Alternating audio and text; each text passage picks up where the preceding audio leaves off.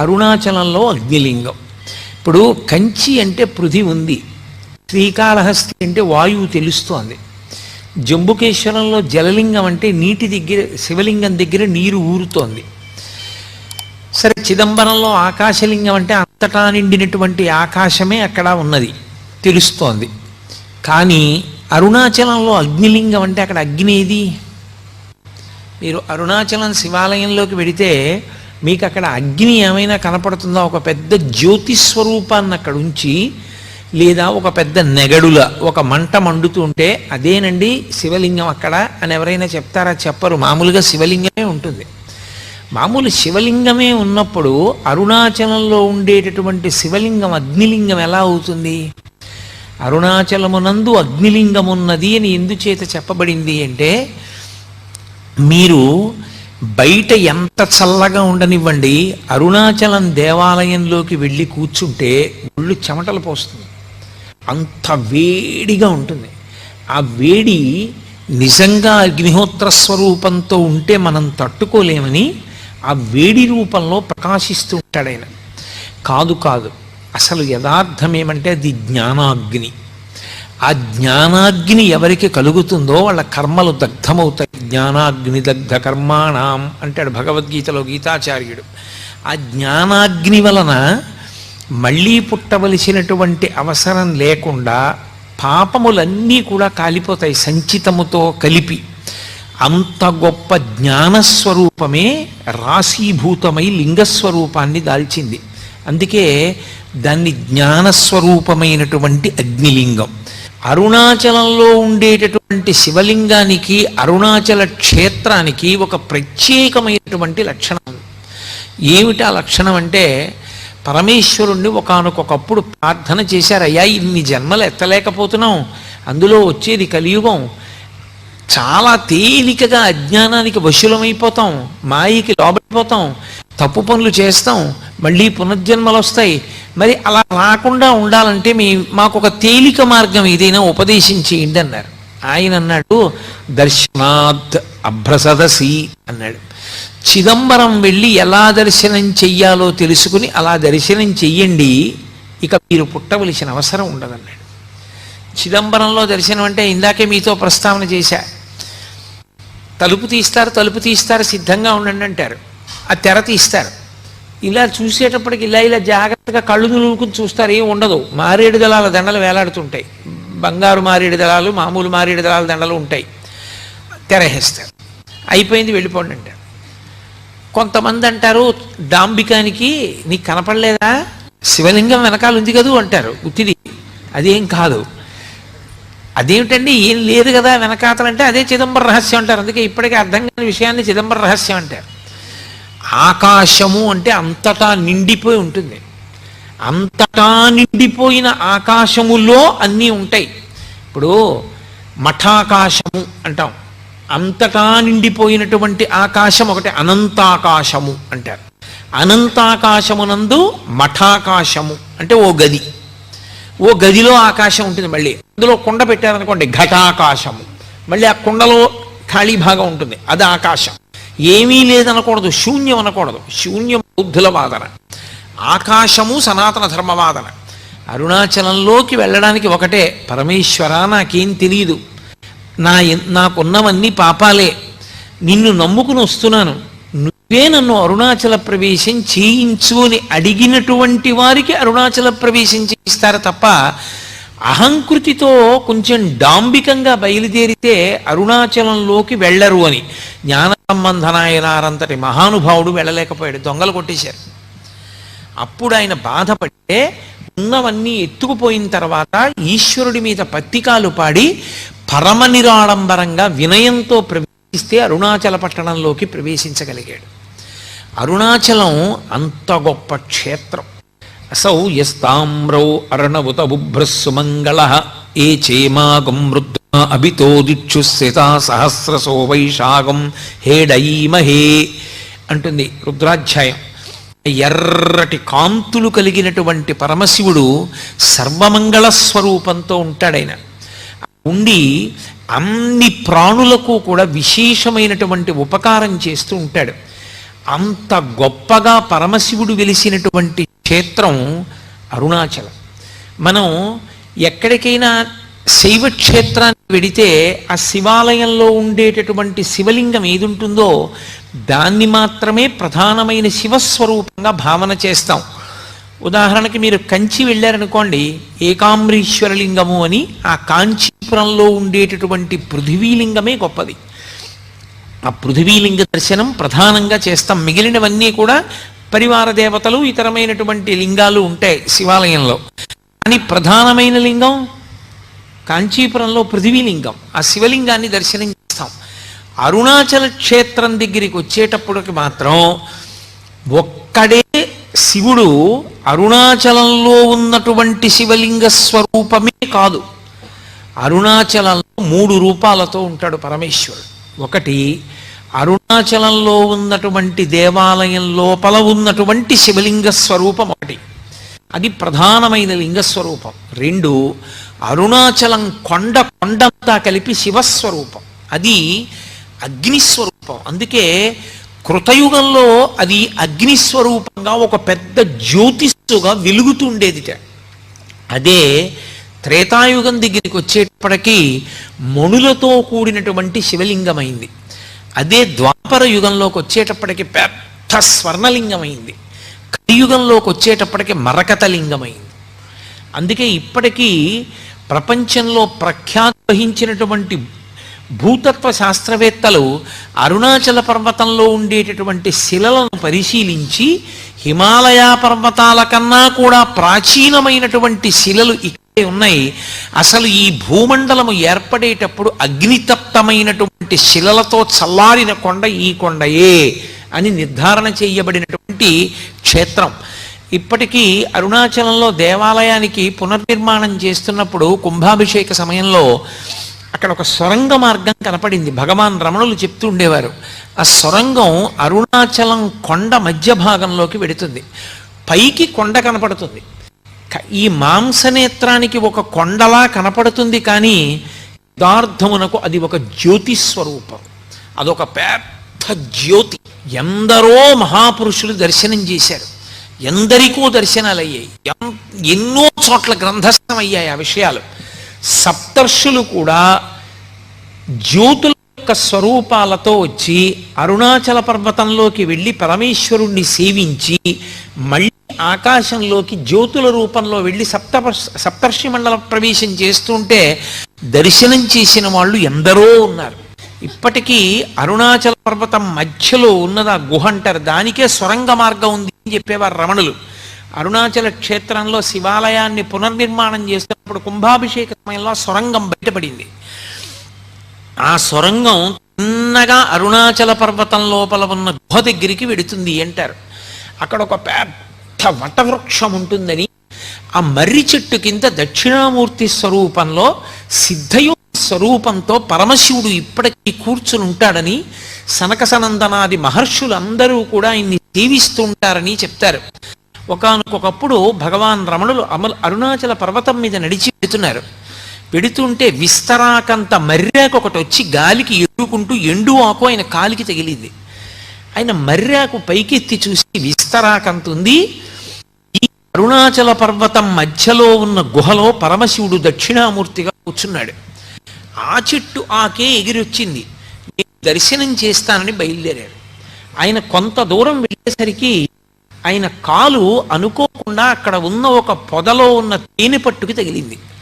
తేనె పట్టులో ఉన్న ఈగలన్నీ పైకి జుమ్మని లేచాయి.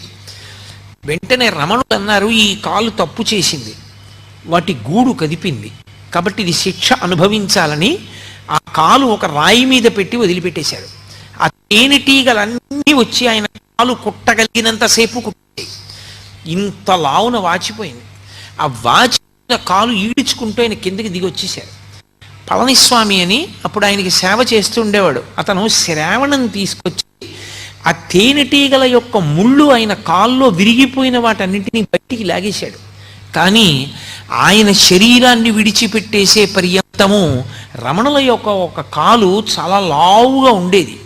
ఇప్పటికీ మీరు రమణాశ్రమానికి వెళ్ళి ఆయన యొక్క ఫొటోస్ చూస్తే ఒక కాలు లావుగా కనపడుతుంది. కారణం, ఆ దక్షిణామూర్తి దర్శనానికి ప్రయత్నం చేసినప్పుడు రమణ మహర్షి యొక్క ఒక కాలుని తేనెటీగలు కుట్టి, ఆ తర్వాత ఎవరిని వెళ్ళొద్దని చెప్పేవారు రమణ మహర్షి. ఆయన మాట వినకుండా వెంకటరామయ్య గారని ఒక ఆయన స్నేహితులు కలిసి అరుణాచలంలో మేము దక్షిణామూర్తి దర్శనం చేస్తామని బయలుదేరారు. తీరా వాళ్ళు బయలుదేరి వెళ్ళిన తరువాత వాళ్ళు మార్గంలో చాలా చాలా కష్టాలు పడి వాళ్ళకి అసలు వెనక్కి తిరిగి వచ్చే మార్గం మర్చిపోయి ఉండిపోయారు. ఆ పైన ఉండిపోతే ఇక్కడ రమణుల యొక్క అనుగ్రహం వల్ల, కొండ కింద రమణులు చేసిన సంకల్పం వల్ల వాళ్ళు మళ్ళీ చీకటి పడిన తర్వాత కొండ దిగొచ్చారు. అప్పటి నుంచి ఎవ్వరూ ఆ సిద్ధయోగి దర్శనం చేసే ప్రయత్నం చెయ్యరు. కానీ ఇప్పటికీ పరమేశ్వరుడు అక్కడ దక్షిణామూర్తిగా మర్రి చెట్టు కింద కూర్చుంటాడని ఎందరో సిద్ధులు, యోగులు, దేవతలు ఆయన యొక్క దర్శనానికి వచ్చి వెడుతూ ఉంటారని ప్రతీతి. అలా అరుణాచల క్షేత్రం ముందు 3 రూపాలతో ఉంటాడు పరమశివుడు. అంత గొప్ప క్షేత్రంలో పరమేశ్వరుడు శివలింగంగా ఆవిర్భవించిన తరువాత అక్కడ జరగవలసినటువంటి పూజాది కార్యక్రమాలు ఎలా జరగాలి అన్న విషయాన్ని ఆయనే నిర్ణయం చేసి గౌతమ మహర్షిని ఆదేశించాడు. మనకి వలైకాపు మంటపము అని ఉంటుంది లోపల. ఆ మంటపంలో అమ్మవారిని తీసుకొచ్చి కూర్చోపెట్టి గాజులు సమర్పణం చేస్తారు అమ్మవారికి. అమ్మవారికి గాజులు సమర్పణం చేసేటటువంటి ఉత్సవం ఒకటి. మిగిలిన 2 పెద్ద ఉత్సవాలు, ఒకటి కార్తీక మాసంలో జరిగేటటువంటి దీపోత్సవం, కార్తీక పౌర్ణమి పెట్టేటటువంటి దీపం. దాని గురించి నేను ప్రత్యేకంగా మీతో ప్రస్తావన చేస్తాను. ఇక 3వ ఉత్సవం పార్వతీ పరమేశ్వరుల మధ్య వచ్చేటటువంటి ప్రణయ కలహోత్సవం. ఇప్పటికీ అరుణాచలంలో ఆ ప్రణయ కలహోత్సవాన్ని అక్కడ ఉన్న అర్చకులు నిర్వహిస్తారు. ఎంత అద్భుతంగా నిర్వహిస్తారు! ఆ ఉత్సవం జరిగినప్పుడు పరమేశ్వరుడు భృంగికి మోక్షం ఇచ్చేస్తాడు. పార్వతీదేవికి కోపం వచ్చి అపితకుచాంబ అమ్మవారు దేవాలయంలోకి వెళ్ళి తలుపులు వేసేసుకుంటారు. పరమశివుడు ఒక్కడే గిరి ప్రదక్షిణానికి వెడితే దొంగలు దోచుకుంటారు. ఇప్పటికీ ఆ దొంగల తోపు అని అవన్నీ చేస్తారు. ఆ ప్రణయ కలహోత్సవం 2వ పెద్ద ఉత్సవం. ఇన్ని నిర్ణయం చేసినటువంటి వాడు గౌతమ మహర్షి. ఎవరి ఆజ్ఞ మేరకి? శివాజ్ఞ మేరకే చేశాడు. అటువంటి అరుణాచల క్షేత్రంలో ఆ దేవాలయ ప్రాంగణం అత్యద్భుతమైనటువంటి ప్రాంగణం. బహుశः దక్షిణ భారతదేశం మొత్తం మీద ఏ దేవాలయంలోనూ కూడా అంత పెద్ద గోపురాలు మీకు ఎక్కడా కనపడవు. అంతంత పెద్ద పెద్ద గోపురాలు. ప్రత్యేకించి అరుణాచల క్షేత్రంలో తూర్పు గోపురం శ్రీకృష్ణదేవరాయల వారు కట్టించారు. శ్రీకృష్ణదేవరాయల వారు కట్టించినటువంటి ఆ గోపురం ఇక అంత పెద్ద గోపురం మీకు ఎక్కడా కనపడదు. దాన్ని ఎవరైనా ఇలా తలెత్తి చూడవలసిందే. అబ్బా ఎంత పెద్ద గోపురం అంటారు. అంత గొప్ప గోపురం. అరుణాచల క్షేత్ర వైభవంలో గొప్పతనం ఏమిటంటే దాని ఉత్తర గోపురాన్ని కట్టించేటువంటిది ఒక ఆడావిడ. ఆ స్త్రీమూర్తి పేరు అమ్మణ్ణి అమ్మన్. ఆవిడ చాలా చిత్రమైన వ్యక్తి. ఆవిడ పరమశివుని యొక్క అనుగ్రహం చేత ఆవిడికి గొప్ప యోగశక్తులు కలిగాయి. ఆవిడికి గోపురం కట్టించాలని కోరిక. ఆవిడ ప్రతి ఇంటి ముందుకి వెళ్ళి గోపురం కట్టడానికి చందా అడిగేది. డబ్బులు లేవంటారేమోనని ఆవిడ ఇంటి ముందు నిలబడి ఆ ఇంట్లో ఇనప్పెట్టె ఎక్కడుందో, ఇనప్పెట్టెలో ఎక్కడ డబ్బు పెట్టారో ఆ డబ్బు ఎంత ఉందో చెప్పేది. ఇంట్లో ఎక్కడెక్కడ దాచారో, ఎక్కడెక్కడ దాచిన డబ్బు ఎంత ఉంటుందో చెప్పి గోపురం కడుతున్నాను డబ్బు ఇమ్మని అడిగేది. అడిలిపోయి పట్టుకెళ్ళి డబ్బు ఉండేవారు. ఆవిడ తన యోగశక్తి చేత ఇళ్ల ముందు నిలబడి ఇంటి లోపల ఉన్న పెట్లలో డబ్బు ఎంతుందో చెప్పి వసూలు చేసిన డబ్బుతో ఉత్తర గోపురాన్ని కట్టింది. అలాగే అక్కడ ఒక గోపురాన్ని భళ్ళాల మహారాజు కట్టాడు. భళ్ళాల మహారాజు అపారమైనటువంటి శివభక్తుడు. ఆయనకి 2 భార్యలు. ఆయన విభూతి పుండ్రాలు పెట్టుకుని బొట్టు పెట్టుకుని ఏ శివభక్తుడైనా జంగమదేవరైనా సరే కోరినది ఇచ్చేస్తుండేవాడు. అటువంటి భళ్ళాల మహారాజు గారు రాజ్యం చేస్తున్న రోజుల్లో ఆయనకి సంతానం లేదు. సంతానం లేకపోయినా ఆయన పరమశివుని అంత భక్తితో రాజ్యం చేస్తున్నాడు. పరమశివుడు పరీక్షించాలి, అనుగ్రహించాలి అనుకున్నాడు. ఒక పెద్ద జంగమదేవర వేషం కట్టి తనతో పాటు కొంతమంది జంగమయ్యల్ని తీసుకుని ఒక చీకటి పడే వేళటికి భళ్ళాల మహారాజు ఇంటికి వచ్చాడు. ఆయన వెంటనే వాళ్ళందరినీ స్వాగతం పలికాడు, అర్ఘ్యపాద్యాదులు ఇచ్చాడు, వాళ్ళని సేవించాడు, కూర్చోపెట్టి వాళ్ళందరినీ కూడా చక్కగా మర్యాద చేసి విశ్రాంతి తీసుకోమన్నాడు. ఈ పెద్ద జంగమదేవరు అన్నాడు, నాతో వచ్చిన జంగమయ్యలకి నాకు దేవదాసీల్ని అన్నాడు. దేవదాసీల్ని తీసుకొచ్చి జంగమయ్యలందరికీ ఇచ్చారు. ఒక్క పెద్ద జంగమదేవరికి మాత్రం దేవదాసి లేదు. అయ్యో, ఈయనకొక్కడికి దేవదాసిని ఇవ్వలేని బాధపడినటువంటి రాజు తల పట్టుకుని కూర్చుంటే ఆయన రెండవ భార్య పేరు చెల్లమ్మ. ఆవిడ వచ్చింది, ప్రభు మీరు చింతపడకండి, శివసేవలో లోపం రాకూడదు, నేను దేవదాసిగా ఆయన దగ్గరికి వెడతానంది. వెళ్ళమన్నాడు మహారాజు. ఆవిడ ఆ పెద్ద జంగమయ్య పడుకున్నటువంటి గదిలోకి వెళ్ళి ఆయన నిద్రపోతున్నట్టు నటిస్తున్నాడు. ఆయన నిద్ర లేపడానికి ముట్టుకుందిలాగా, ముట్టుకోగానే పసిపిల్లవాడైపోయి ఏడిచాడు. అరే పిల్లవాడైపోయాడు, చేతుల్లో పట్టుకుని రాజు దగ్గరికి తీసుకొచ్చింది. మహారాజా, పెద్ద జంగమదేవర పిల్లవాడైపోయాడు, ఇదిగో తీసుకొచ్చాను, పరమేశ్వరుడే అనుగ్రహించాడు మనకి కొడుకు అని ఇచ్చింది. రాజు ఆ పిల్లాడిని ముట్టుకోగానే పిల్లవాడు అంతర్ధానం అయిపోయాడు. అంతర్ధానం అయిపోయి కొడుకులు లేరు అని వగచావు కాబట్టి నీకు నేనే కొడుకునవుతున్నాను, నేనే కొడుకునై నీ శ్రాద్ధ కర్మ నేనే చేస్తాను ప్రతి సంవత్సరం, నీ శరీరం పడిపోయినప్పుడు నీకు సంస్కారం నేనే చేస్తానన్నాడు. ఇప్పటికి దాదాపు 6 నుంచి 700 సంవత్సరములైంది. ఇప్పటికీ భళ్ళాల మహారాజు గారు చనిపోయిన రోజున అరుణాచల క్షేత్రంలో శివలింగం దగ్గరికి వచ్చి పత్రిక చదువుతారు. భళ్ళాల మహారాజు గారు ఫలానా రోజున ఫలానా తిథిలో ఫలానా నక్షత్రంలో శరీరం విడిచిపెట్టాడు అని. వెంటనే దేవాలయం మూసేస్తారు. పరమశివుడు ఉత్సవమూర్తి పల్లకీలో పల్లికొండ పట్టు అని అక్కడికి దగ్గర, అక్కడే రాజధానిగా పరిపాలన చేసేవాడు. ఆ పల్లికొండ పట్టు వెళ్తుంది పల్లకి, వెళ్ళి ఏట్లో స్నానం చేస్తాడు పరమశివుడు. అంటే ఉత్సవమూర్తి స్నానం చేస్తుంది. స్నానం చేసి పీటల మీద పరమశివుడు అపితకుచాంబ ఉండి భళ్ళాల మహారాజు గారికి తద్దినం పెట్టి మళ్ళీ ఏట్లో స్నానం చేసి అరుణాచల దేవాలయంలోకి వెళ్ళి అప్పుడు ఆయనకి అభిషేకం అయిన తర్వాత మళ్ళీ తలుపులు తీసి ఇస్తారు. 6 నుంచి 7 శతాబ్దములుగా పరమశివుడే తన భక్తుడికి తద్దినం పెడుతున్న ఏకైక క్షేత్రం అరుణాచల క్షేత్రం. ఆ క్షేత్రంలో ఆ భళ్ళాల మహారాజు గారు కట్టించినటువంటి గోపురము ఒక గోపురం. ఆ గోపురానికి కిలి గోపురం అని పిలుస్తారు. మీరు లోపలప్పుడు మనకి సుబ్రహ్మణ్య దేవాలయం కనపడుతుంది. మీరు ఆ సుబ్రహ్మణ్య దేవాలయం మీద తల ఎత్తి చూస్తే కొన్ని బొమ్మలు కనపడతాయి.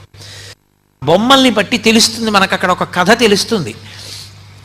ప్రౌఢదేవరాయలు అని ఒక రాజు, ఆ ప్రౌఢదేవరాయ దగ్గర అరుణగిరినాథర్ అనబడేటటువంటి ఒక వ్యక్తి మంచి ఆస్థాన కవిగా ఉండేవాడు. ఆయన దగ్గర అంతకుముందే ప్రౌఢదేవరాయల వారి దగ్గర సంబంధం అని ఒక కవి ఆస్థాన కవి. కానీ ఈ అరుణగిరినాథర్ తర్వాత ఆస్థాన కవి.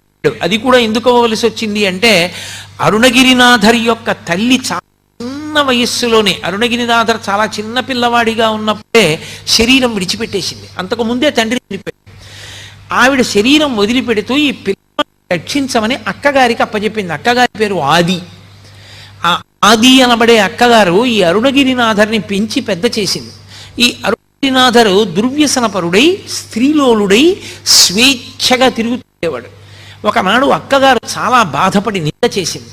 అతనికి వైరాగ్యం కలిగి ఇన్ని తప్పులు చేశాను, నేను ఇక బతకకూడదని ఈ భళ్ళాల మహారాజు గారు కట్టించిన గోపురం ఎక్కి చచ్చిపోతానని అక్కడి నుంచి కింద పడ్డాడు. కింద పడుతుంటే లోపల సుబ్రహ్మణ్య దేవాలయంలో ఉన్న సుబ్రహ్మణ్యుడు బయటికి వచ్చి చేతులు పట్టుకున్నాడు. సుబ్రహ్మణ్యేశ్వర స్వామి వారి యొక్క స్పర్శ తగలగానే అతనిలో కవిత్వం పెళ్ళుబుకి మహాభక్తుడయ్యాడు. కందానుభూతి అని చెప్పి ఆయన అద్భుతమైనటువంటి సుబ్రహ్మణ్య గీతములను రచన చేశాడు. సుబ్రహ్మణ్య తత్వం మీద రచన చేశాడు. ఆయనే ఆ కాలంలో ప్రౌఢదేవరాయల వారి ఆస్థాన కవి సంబంధం. అరుణగిరినాథరి యొక్క గొప్పతనాన్ని తెలుసుకుని రాజు ఆ ఆస్థాన కవి సంబంధాన్ని తీసి అరుణగిరినాథర్కి ఆస్థాన కవి పదవినిచ్చాడు. ఈయన ఆస్థాన కవి ఉంటూ సుబ్రహ్మణ్యుణ్ణి సేవించాలనేటటువంటి తాపత్రయంతో తెచ్చిన పువ్వులతో సంతోషపడక పరకాయ ప్రవేశ విద్య తెచ్చుకుని తన శరీరాన్ని అరుణాచల దేవాలయంలో ఒక మూల ఎవరికీ కనపడకుండా విడిచిపెట్టి చిలుకలోకి ప్రవేశించి పక్కన ఉన్నటువంటి వనాల్లో వెళ్ళి పారిజాత పుష్పాలు వచ్చి సుబ్రహ్మణ్యుణ్ణి సేవిస్తుండేవాడు. ఇది పెట్టాడు సంబంధం. తను శరీరాన్ని వదిలి చిలుక శరీరంలోకి వెడుతూ ఉంటాడు. నా ఆస్థాన పదవి ఇతని వల్లే పోయింది, ఇతనికి మళ్ళీ శరీరం లేకుండా చెయ్యాలని ఆ అరుణగిరినాథర్ శరీరాన్ని విడిచిపెట్టి చిలుక శరీరంలోకి ప్రవేశించగానే ఆ అరుణగిరినాథర్ యొక్క శరీరాన్ని కాల్చేశాడు. అయిపోయింది. ఆయనకి శరీరం లేదు. లేకపోవడం వల్ల చిలుక రూపంలోనే ఆ గోపురంలో కూర్చొని సుబ్రహ్మణ్యేశ్వర స్వామి వారి మీద ఇప్పటికీ పాటలు పాడతారు. అరుణాచల క్షేత్రం లోపల పశ్చిమ దిక్కుగా ఉండేటటువంటి సరోవరానికి శివగంగా అని పేరు. అది తిరుమలాంబా సముద్రం నుంచి ఒక కాలవ ద్వారా తీసుకొస్తారు. రెండవ పక్కన ఉండేటటువంటి తీర్థం బ్రహ్మతీర్థం. అలాగే మీకు అరుణాచలంలో ఖడ్గతీర్థం, సర్వతీర్థం, ఈశాన్య తీర్థం, అగస్త్య తీర్థం, బ్రహ్మతీర్థం, శివగంగ, యమున, ఎన్ని సరస్సులు ఉంటాయి. ప్రతి సరస్సుకి స్థల పురాణం ఉంది. ఒక్కొక్క సరస్సు ఒక్కొక్క కారణానికి వచ్చింది. అగస్త్య మహర్షి ప్రతి సంవత్సరం మార్గశీర్ష మాసంలో వస్తారట. వచ్చి తన శిష్యులతో గిరి ప్రదక్షిణం చేసి ఆ సరస్సులో స్నానం చేసి పెడతారు. ఒక్కొక్క సరస్సులో స్నానానికి ఒక్కొక్క ప్రత్యేకమైన విభూతి కలుగుతుంది. ఒక సరస్సులో స్నానం చేస్తే అపారమైన భక్తి కలుగుతుంది. ఒక సరస్సులో స్నానం చేస్తే సరస్వతి కటాక్షము కలుగుతుంది. ఒక సరస్సులో స్నానం చేస్తే పాప సంచయం అంతా కూడా దగ్ధమవుతుంది. అంత గొప్ప గొప్ప సరస్సులతో నిండి ఉంటుంది ఆ క్షేత్రం అంతా. స్వయంగా చతుర్ముఖ బ్రహ్మగారే అరుణాచల క్షేత్రంలో ఆరాధన చేసి స్నానం చేసేటటువంటి సరస్సు ఆ బ్రహ్మ సరస్సు అని పిలుస్తారు. అంత గొప్ప గొప్ప సరస్సులతో కూడుకుని స్థలవృక్షమైనటువంటి ఇప్ప చెట్టుతో ఉంటుంది. అరుణాచల క్షేత్రానికి వెళ్ళినటువంటి వాళ్ళు ఆ దేవాలయంలో పరమేశ్వరుడి పూజ చేసేటప్పుడు ఏ నామాలతో పూజ చెయ్యాలన్నది కూడా పరమశివుడు నిర్ణయం చేశాడు. పరమేశ్వరుడు స్వయంభూగా 3 రూపాలతో వెలిసినటువంటి క్షేత్రమైన కారణం చేత అరుణాచలంలో మీరు ఎంత చిన్న పుణ్యకార్యం చెయ్యండి, అది తీవ్ర స్థాయిలో ఫలితాన్ని ఇస్తుంది. సామాన్యమైన ఫలితం కాదు. అది ఏదో పుణ్యంగా మారి వచ్చే జన్మలో మీరు సార్వభౌముడవడం, ఏదో పుణ్యంగా మారి వచ్చే జన్మలో ఐశ్వర్యవంతుడవడం కాదు. అరుణాచలంలో చేసినటువంటి పుణ్యకార్యము పునరావృత్తి రాహిత్యమునకు తీసుకెళ్తుంది. దానికి స్కాంద పురాణంలో కొన్ని విశేషాలు చెప్తారు. అరుణాచలం కొండ మీద ఒకానొకప్పుడు ఒక సాలెపురుగు గూడు కట్టింది. గూడు కడితే లేత సూర్యకిరణాలు పడ్డాయి. పడి అది విశేషమైన కాంతితో మెరిసింది. ఆ మెరుపు కొండ మీద పడింది. కొండ స్థూల శివుడు, అది శివుడే. శివుడి శరీరం మీద కాంతి పడేటట్టుగా మెరుపులతో కూడినటువంటి బట్ట శివలింగానికి కట్టిన పుణ్యం ఇచ్చి సాలెపురుగుకి మోక్షం ఇచ్చాడు. అలాగే అక్కడ ఒక ఏనుగు కొండలలోకి ప్రవేశించింది. ప్రవేశించి తన మదజలధారల చేత ఆకులను తడిపింది. ఆ ఆకులు తడిసి ఆ బొట్లు శివలింగం మీద పడ్డాయి. శివలింగం మీద అభిషేకం చేసిందన్న పుణ్యం ఇచ్చి ఏనుక్కి పునరావృత్తి రాహిత్యం ఇచ్చారు. అలాగే ఒక ఎలుక అరుణాచల పర్వతంలోకి దూరింది. దూరి అది తవ్వింది. తవ్వితే దాని లోపల ఉన్నటువంటి ఆ రాళ్ల మీద సూర్యకిరణాలు పడ్డాయి. మణులు ప్రకాశించినట్టుగా ప్రకాశించేవి. ఆ ప్రకాశించిన కాంతులు పడిన కారణం చేత మణుల చేత దీప శోభని వెలిగింపచేసింది అని ఆ ఎలుక మళ్ళీ పుట్టవలసిన అవసరం లేని స్థితిని పొందింది. ఒక చిలుక అరుణాచల పర్వతం మీద ఎగురుతున్నప్పుడు దాని యొక్క రెక్కల కదలికలకి ధూళికణములు తొలగించబడ్డాయి. అరుణాచల పర్వతాన్ని శుభ్రం చేసింది అని చెప్పి దానికి మోక్షం ఇచ్చారు. అన్నిటికన్నా ఆశ్చర్యం, ఒకప్పుడు అరుణాచల దేవాలయంలోకి గ్రద్ద ప్రవేశించింది. బలిపీఠం మీద ఉన్నటువంటి కబళం కింద పడితే తిందామని అది వాలి కూర్చోడానికి అవకాశం లేక తన రెక్కలతో అల్లార్చింది ఆ ముద్ద కోసం. కబళం కింద పడింది. అది రెక్కలు అల్లార్చినప్పుడు ఆ బలిపీఠం మీద ఉన్న ధూళి కొంత ఎగిరింది. ధూళి ఎగిరింది కాబట్టి అది దేవాలయాన్ని తుడిచింది అని మోక్షం ఇచ్చారు. అందుకే ఆ లింగము అగ్నిలింగము అనడానికి కారణం అదే. అక్కడ ఈశ్వరుడు అసుతోషుడు అని పేరు ఆయనకి. అసుతోషుడు అంటే విపరీతంగా సంతోషిస్తాడు. ఎందుకంత సంతోషం అంటే మీరు చెప్పలేరు, దానికి కారణం ఉండదు. ఇప్పటికీ అరుణాచల క్షేత్రానికి దేవతలు, గంధర్వులు, యక్షులు, గంధర్వులు, కిన్నెరులు, కింపురుషులు వచ్చి పరమశివుణ్ణి సేవించి వెడుతుంటారు. భగవాన్ రమణుల దగ్గరికి శ్రీమతి తల్యార్ ఖాన్ అని ఒక ఆవిడను, పశ్చిమ దేశాల నుంచి వచ్చినటువంటి సాధకురాలు అరుణ అని ఒక ఆవిడ, ఇద్దరు ఉండేవారు. వాళ్ళిద్దరూ ఒకప్పుడు అరుణాచలం కొండ ఎక్కి కొండ మీద పడుకున్నారు. పడుకోవడం అంటే కొండ మీద ధ్యానం చేస్తున్నారు. వాళ్ళకి ధ్యానం చేస్తూ ఉండగా అద్భుతమైన సంగీతం వినపడింది. అందులో ఈ శ్రీమతి తల్యార్ ఖాన్ ఆవిడే పాతాళలింగ దేవాలయాన్ని అంతటినీ కూడా పునర్నిర్మాణం చేసింది. ఎన్నో సరోవరములు ఆ దేవాలయం యొక్క పాదాల ఆ కొండ పాదముల దగ్గర ఎన్నో సరోవరములు ఏర్పడి ఉంటాయి. అంత గొప్ప క్షేత్రం అరుణాచల క్షేత్రం. అటువంటి అరుణాచల క్షేత్రంలో అసలు ఆ దేవాలయంలో అత్యద్భుతమైనటువంటి విషయం ఏమిటంటే అసలు ప్రాకారములు, ఆ 3 ప్రాకారములు ఒక్కొక్క ప్రాకారం దాటి లోపలికి వెడుతుంటే ప్రత్యేకించి 100 కాళ్ల మంటపం, 16 కాళ్ల మంటపం అటువంటి వాటి దగ్గర నిలబడి చూస్తే ఎదురుగుండా స్థూల శివుడైనటువంటి కొండ కనపడుతుంటుంది. లోపల శివలింగ దర్శనం కూడా చెయ్యవచ్చు. అది కొంచెం తపోదృష్టితో చూసిన వాళ్ళకి లోపల ఉన్నటువంటి సిద్ధపురుషుణ్ణి కూడా మనసులో కనీసం ధ్యానంలో దర్శనం చెయ్యొచ్చు. అంతటి పరమోత్కృష్టమైన క్షేత్రం.